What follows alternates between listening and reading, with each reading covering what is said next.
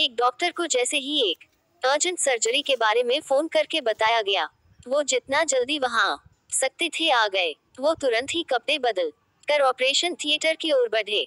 Doctor को वहां उस लड़के के पिता दिखाई दिए जिसका इलाज होना था। पिता डॉक्टर को देखते ही भड़क उठे और चिल्लाने लगे, आखिर इतनी देर तक कहाँ थे आप? क्या आपको पता नहीं है कि मेरे बच्चे की जिंदगी खतरे में है? क्या आपकी कोई जिम्मेदारी नहीं बनती? आपका कोई कर्तव्य है या नहीं? उद्धरण चिन्ह।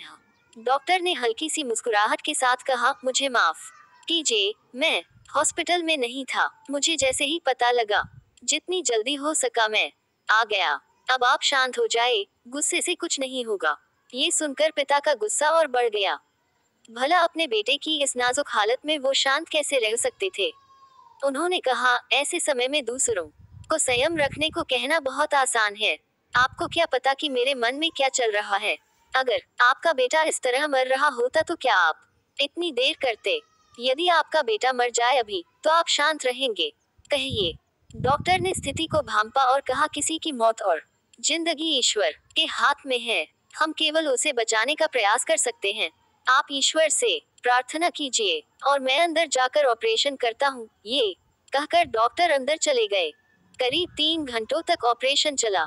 लड़के के पिता भी धीरज के साथ बाहर बैठे रहे। ऑपरेशन के बाद जैसे ही डॉक्टर बाहर निकले, वे मुस्कुराते हुए सीधे पिता के पास गए और उन्हें कहा, ईश्वर का बहुत ही आशीर्वाद है, आपका बेटा अब ठीक है। अब आपको जो भी सवाल पूछना हो पीछे आ रही नर्स से पूछ लीजिएगा। ये कहकर वो जल्दी में चले गए। उनके बेटे की जान बच गई, इसके लिए वो बहुत खुश तो हुए। पर जैसे ही नर्स उनके पास आई, वे बोले, ये कैसे डॉक्टर हैं? इन्हें किस बात का गुरूर है? इनके पास हमारे लिए जरा भी समय नहीं है। तब नर्स ने उन्हें बताया कि ये वही डॉक्टर है जिसके बेटे के साथ आपके बेटे का एक्सीडेंट हो गया था।